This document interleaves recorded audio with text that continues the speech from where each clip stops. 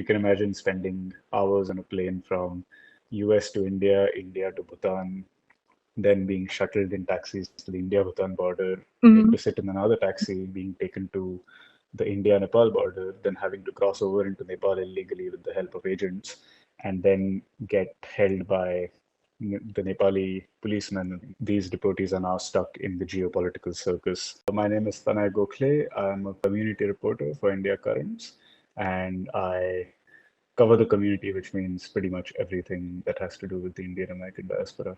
Tell us about the story that you just did for India Currents about the Bhutanese immigrants. Sure. Just to give a brief background as to what the issue is, in the 70s and 80s, the government of Bhutan instituted a bunch of different policies that systematically persecuted a minority community within Bhutan.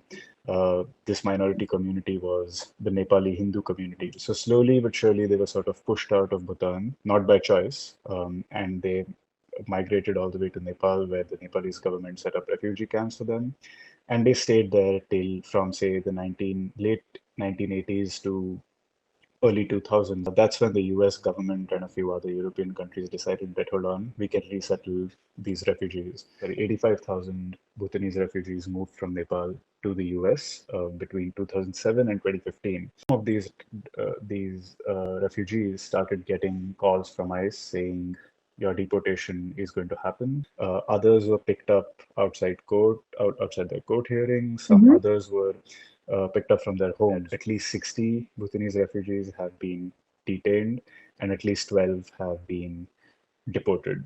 And as to the reason why ICE has been deporting them, they have not been very forthcoming. They Mhm. have released the details of a few of these detainees, saying that they have prior criminal records and that their deportation orders were already issued a few years ago when they pled guilty in some of these cases.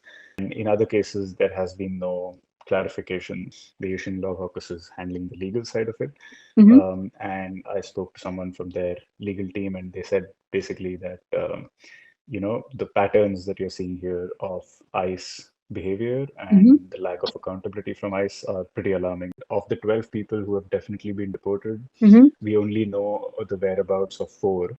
These Wow. four have basically entered Nepal and are in Nepalese custody now Mhm. because Bhutan accepted them, took them into custody, gave them a few meals apparently, and went and dropped them on the India-Bhutan border and said, here's a taxi. This taxi will take you to Nepal. You can imagine spending hours on a plane from US to India, India to Bhutan, then being shuttled in taxis to the India-Bhutan border, Mhm. to sit in another taxi, being taken to the India-Nepal border, then having to cross over into Nepal illegally with the help of agents, and then get held by the Nepali policemen and Nepali police authorities because they don't know what to do. This is such a unique situation. As one of the community leaders from the Bhutanese community described it to me, these deportees are now stuck in the geopolitical circus.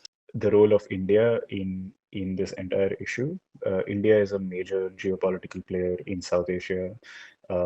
Just because of the diplomatic heft that they carry, you would imagine that India does exert some sort of influence over the country. So what they said to me was that if India intervenes, maybe Bhutan would accept us. One thing that I kept hearing from the Bhutanese community was that if India intervenes, a lot of doors could open for us.